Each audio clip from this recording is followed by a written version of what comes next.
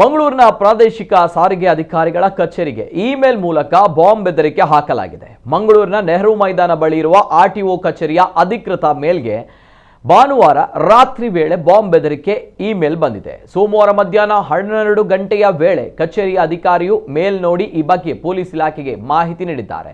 ಕಿಡಿಗೇಡಿಗಳು ಕಳುಹಿಸಿದ ಇಮೇಲ್ ಸಂದೇಶದಲ್ಲಿ 5 ಕಡೆ ಬಾಂಬ್ ಇಡುವುದಾಗಿ ತಿಳಿಸಲಾಗಿದೆ. ಮಂಗಳೂರು ಪೊಲೀಸರ ವಿಧ್ವಂಸಕ ಕೃತ್ಯ ತಪಾಸಣೆ ದಳ ಎಎಸಿ ಮತ್ತು ಬಾಂಬ್ ಪತ್ತೆ ಹಾಗೂ ನಿಷ್ಕ್ರಿಯ ದಳ ಬಿಡಿಡಿಎಸ್ ಇದರ ಅಧಿಕಾರಿಗಳು ಮತ್ತು ಸಿಬ್ಬಂದಿ ಆರ್ಟಿಒ ಕಚೇರಿ ಮತ್ತು ಕಚೇರಿ ಆವರಣಕ್ಕೆ ತೆರಳಿ ಪರಿಶೀಲನೆ ನಡೆಸಿದ್ದಾರೆ.